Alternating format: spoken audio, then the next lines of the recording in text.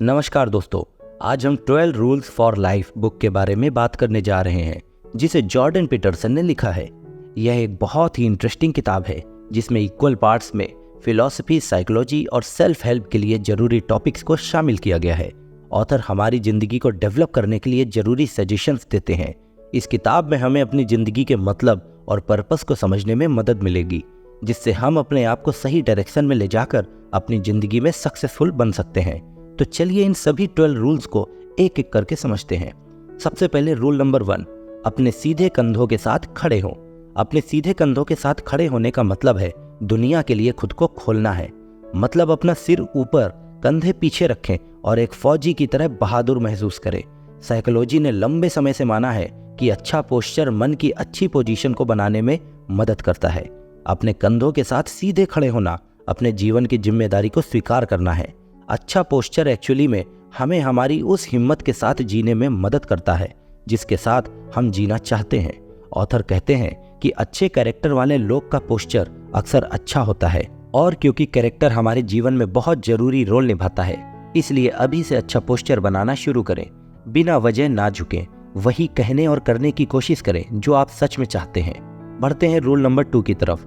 अपने आप के साथ ऐसा व्यवहार करें जैसे कि आप किसी की मदद करने के लिए जिम्मेदार हैं। ऑथर इसमें हमें लॉ ऑफ बाइबल के बारे में बताते हैं कि अपने पड़ोसी से अपने समान प्यार करो। वह बताते हैं कि यह ऑर्डर हमारे पड़ोसियों की देखभाल करने के लिए उतना ही जरूरी है जितना कि यह खुद की देखभाल करने के लिए है। इसलिए हम में से कई लोग दूसरों की मदद करने में खुद की मदद करने से कहीं ज़्यादा बेहतर होते हैं। उदाहरण के लिए, अगर आपको किसी बीमार जानवर की देखभाल करने के लिए कहा जाता है तो हम में से ज़्यादातर लोग हमारे लिए बनाए गए प्रोटोकॉल के मुताबिक अपनी समझदारी से उसका ध्यान से ख्याल रखेंगे। जानवर को जानवरों के डॉक्टर के पास ही ले जाएंगे, वहां पर मौजूद रहेंगे और जानवरों की जरूरत की देखभाल के लिए हर संभव कोशिश करेंगे। लेकिन जब अपनी जरूरतों की बात आती है तो कई लोग काफी अटेंटिव हो जाते हैं। स्टडीज से पता चलता है कि 20% या 30% इलाज के नुस्खे कभी नहीं अपनाए जाते हैं, और पुरानी बीमारी वाले लोगों को दी जाने वाली 50% दवा डॉक्टर के बताने के अकॉर्डिंग नहीं ली जाती है। ऑथर इस बारे में कहते हैं कि हम सभी रिस्पेक्टेड लाइफस्टाइल डिजर्व करते हैं। आप बाकी लोगों के लिए जितने जरूरी है उतना ही खुद के लिए भी है। इसलिए दूसरों के साथ साथ आप अपना भी ख्याल रखें, क्योंकि यह आपकी मोरल रिस्पॉन्सिबिलिटी है। बढ़ते हैं रूल नंबर 3 की तरफ। ऐसे लोगों से दोस्ती करें जो आपके लिए अच्छा चाहते हैं। इसमें ऑथर हमारी लाइफ में अच्छाई या बुराई के लिए जिम्मेदार दोस्ती की इनक्रेडिबल शक्ति के बारे में बताते हैं। अच्छे दोस्त होने का मतलब सिर्फ उन लोगों से कहीं ज्यादा है जिनके साथ हमें फनी चीजें करने का मौका मिलता है।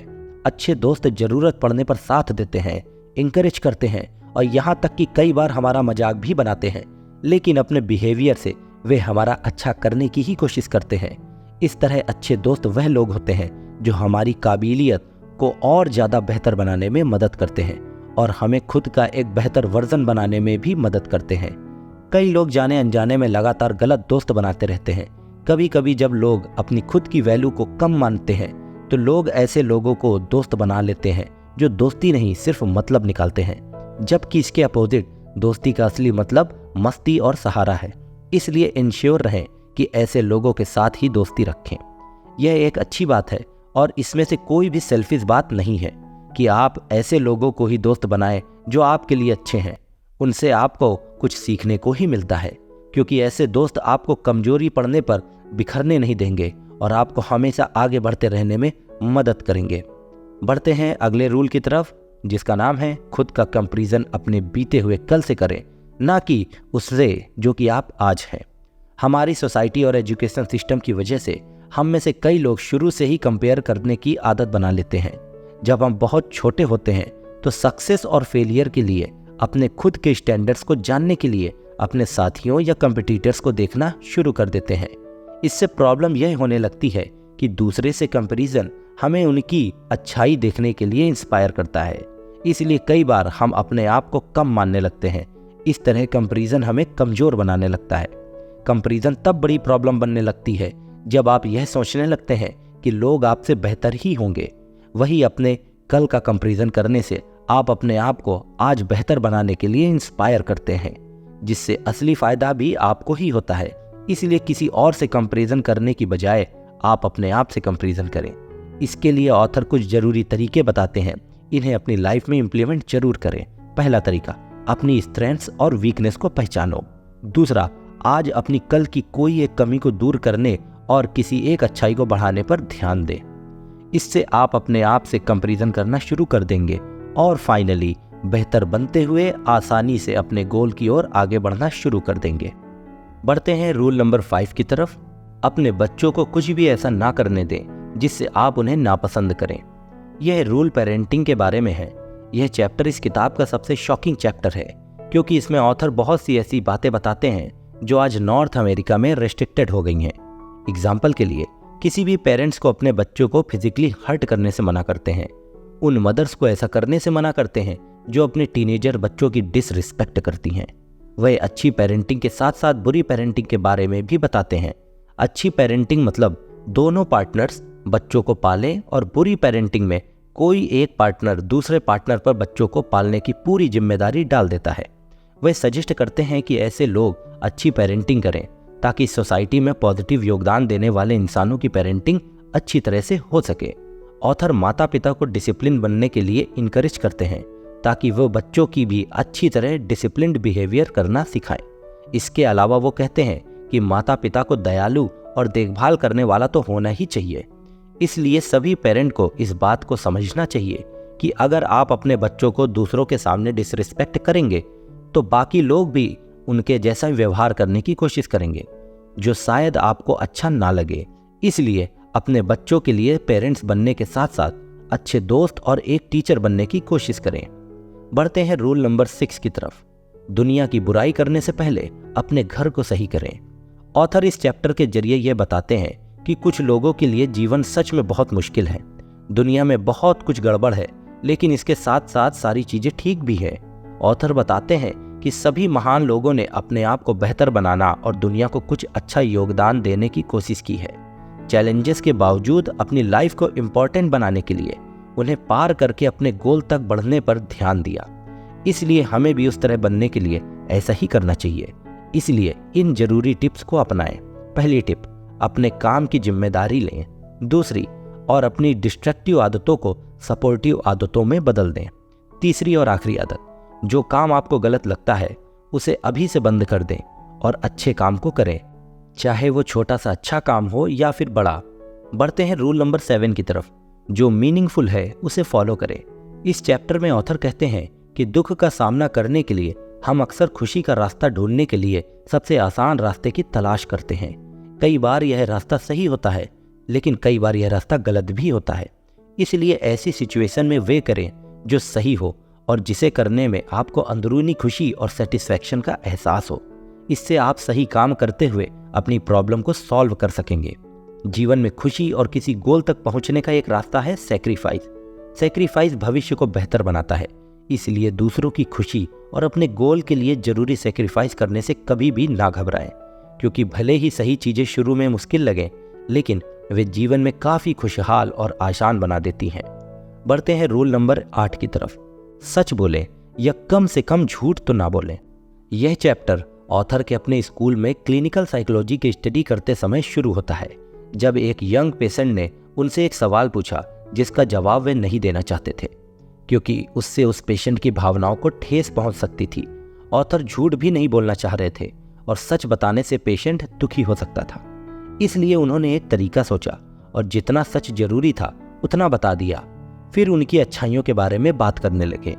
इससे पेशेंट को जवाब भी मिल गया और ऑथर ने सच्चाई के साथ साथ अपनी बात भी कह दी। ज्यादातर लोग कई बार अपने आप से छोटे छोटे झूठ बोलते हैं और एक्चुअल में ज्यादातर समय हम शायद यह महसूस भी नहीं करते या स्वीकार ही नहीं करते हैं कि हम ऐसा कर रहे हैं। लेकिन सबसे खराब झूठ वही होता है जो हम अपने आप से कहें लेकिन स्वीकार न करें, क्योंकि बेईमानी हमारे और दूसरों के लिए बहुत नुकसानदायक होती है। जब हम झूठ बोलते हैं तो अनजाने में हमें अपने कैरेक्टर को कमजोर बना रहे होते हैं। इसलिए अपने कैरेक्टर को मजबूत बनाने के लिए सबसे पहले सच को पहचानें, स्वीकार करें और बोलना शुरू करें। इसकी शुरुआत अपने आप से करें, क्योंकि हम किसी और की सुनने से ज्यादा अपने आप की बातें सुनते हैं, अपने आप से बात करते हैं। इसलिए झूठ कम से कम ही बोलें और कोशिश करें कि हमेशा सच बोलें। बढ़ते हैं रूल नंबर 9 की तरफ। मान लें कि जिस इंसान को आप सुन रहे हैं वह कुछ ऐसा जानता है जो आप नहीं जानते। इसमें ऑथर एक्चुअल बातचीत के बीच जरूरी अंतर के बारे में बताते हैं। अच्छी बातचीत वो होती है जब आप दूसरे से बात करते समय टू वे कन्वर्सेशन करें, एक्सप्रेशन को इस्तेमाल करें और इसके साथ साथ दूसरे इंसान को सुनने और समझने की कोशिश भी करें। किसी भी अच्छे रिश्ते को चलाने के लिए दिल और व्यवहार से ईमानदार रहना बहुत जरूरी होता है। इसलिए अपनी बात को दूसरों के बीच वैल्यूएबल बनाने के लिए इस तरीके को इस्तेमाल करें। इसके अलावा जैसा कि हम जानते हैं कि हर किसी की एक अपनी सोच और नज़रिया पर्पस होते हैं, ऐसे में हमें उन्हें समझकर एक साथ आगे बढ़ने के तरीके के बारे में विचार करना चाहिए। ऐसा करके आप हर किसी से कुछ नया जान सकेंगे, सीख सकेंगे और दूसरों के साथ अच्छे रिलेशंस बनाने में भी काफ़ी मदद मिलेगी। ऐसे डिस्कशन जहां दोनों लोग बोलने और सुनने के लिए तैयार होते हैं, वहां वो अपने थॉट्स को अच्छे से एक दूसरे को बता सकते हैं। इसका मतलब अच्छी कम्युनिकेशन अपनी बेहतर जिंदगी और दूसरों के साथ अच्छे रिश्ते बनाने की अच्छी टेक्निक है। शुरुआत बातों से ही होती है, इसलिए अगर आप किसी से खुलकर बात कर सकते हैं तो आप अपने थॉट्स उन्हें अच्छे से समझा सकते हैं। बढ़ते हैं रूल नंबर 10 की तरफ, अपनी बातों में साफ रहें। इस चैप्टर में ऑथर फोकस के साथ अच्छे से कम्युनिकेशन करने के बारे में बताते हैं। हमारी परसेप्शंस और सर्कमस्टेंसेस के बारे में अवेयर होने के लिए इंस्पायर करते हैं। हम किसी भी सिचुएशन में हर समय पूरी सिचुएशन को शायद ही समझ पाएं। वास्तव में हम सिर्फ वही समझते हैं जो अपनी सेंस से एक्सपीरियंस करते हैं। हम हमेशा अपने आसपास की चीज़ों और लोगों की वैल्यू डिसाइड करने की कोशिश करते हैं। जब अच्छी सिचुएशन में नहीं होते हैं तो हमारी सबसे पसंद की चीज़ भी हमारे लिए कुछ मायने नहीं रखती है। लेकिन इसके बावजूद हमें उम्मीद रखकर हर सिचुएशन में कुछ पॉसिबल ढूंढना चाहिए, क्योंकि निगेटिव कंडीशन भी कई बार हमारी ज़िंदगी में कुछ नया और अच्छा रास्ता बनाने के लिए एक अच्छा मौका साबित हो सकती है। इसलिए निराशा की सिचुएशन का सामना करने पर हमें निगेटिव चीज़ों को अवॉइड करते हुए पॉजिटिव और काम की चीज़ों पर फोकस करना चाहिए। इसलिए कॉन्फिडेंट रहें और हर चीज़ का सामना करें। बढ़ते हैं रूल नंबर 11 की तरफ, स्केट बोर्डिंग करते समय बच्चों को तंग ना करें। पीटरसन इसे एक ऐसे शहर की कहानी के साथ शुरू करते हैं जहां एडमिनिस्ट्रेशन ने स्केट बोर्ड्स को स्केट करने की जगह से हटा दिया था। पीटरसन मानते हैं कि किसी भी बेस पर किया गया भेदभाव हमारी दुनिया में कहीं ना कहीं प्रॉब्लम क्रिएट करता है। हर संस्कृति में बनाए गए नियम लोगों के फायदे के लिए ही बनाए गए थे। इसलिए किसी भी लिंग या जाति जैसे मुद्दे पर बेस्ड नियम को खत्म करके समानता वाले नियम बनाने चाहिए जो काबिलियत को प्राथमिकता दे, क्योंकि लिंग या जाति से बनाए गए नियम नाइंसाफी करते हैं, चाहे वे किसी के भी साथ क्यों ना हो। इस बारे में वे आगे बताते हैं कि बिना देखे किसी की ताकत का अंदाजा अचानक ही नहीं लगाना चाहिए, क्योंकि बिना मुकाबला किए आप फैसला नहीं कर सकते हैं कि कोई कितना ताकतवर है और वो हमारे लिए कैसा फायदेमंद साबित हो सकता है। बढ़ते हैं दोस्तों इस बुक के आखिरी रूल की तरफ, जब आप सड़क पर किसी बिल्ली से मिलते हैं तो उसे पाल लें। हर दिन कम से कम दिन में 3 अच्छी चीजें करने की कोशिश करें, चाहे वो सड़क पर दिखी बिल्ली को खाना खिलाना हो, उसे पालना हो, ऑफिस में अपने स्टाफ में किसी को सपोर्ट करना हो या फैमिली मेंबर को अच्छा महसूस कराना हो। इससे आपको इंटरनल सेटिस्फैक्शन मिलेगी और इसी तरह आप हर दिन बेहतर बनते जाएंगे। तो दोस्तों 12 रूल्स फॉर लाइफ किताब में हमने यह समझा कि कैसे हमारी ज़िंदगी की छोटी से बड़ी चीज़ें हमारी ज़िंदगी को अफेक्ट करती हैं, जो आपकी ज़िंदगी को अच्छा और बुरा बनाने में काफ़ी मदद करती हैं। दोस्तों इस किताब की मदद से आप अपनी ज़िंदगी के इम्पॉर्टेंट मतलब और पर्पसेस के बारे में जान चुके होंगे। अब इन 12 रूल्स को अपनी ज़िंदगी में अपनाकर आप खुश रहने और आगे बढ़ने में अपनी मदद खुद कर सकते हैं। आपको किसी पे भी डिपेंडेंट होने की ज़रूरत नहीं है। आप कॉन्फिडेंस के साथ अपनी बात सबके सामने रख सकते हैं, अपने अच्छे और बुरे का फैसला खुद ले सकते हैं। अब अच्छी ज़िंदगी की शुरुआत के लिए अपनी ज़िंदगी में इन 12 रूल्स को शामिल कर लें। दोस्तों अगर यह वीडियो आप लोगों को पसंद आई हो तो प्लीज़ वीडियो को लाइक ज़रूर करिएगा। यदि आप लोगों का इससे संबंधित कोई सुझाव हो तो प्लीज़ वो भी बताइएगा। मिलेंगे जल्द ही एक नई वीडियो के साथ में, तब तक के लिए सभी लोगों को धन्यवाद।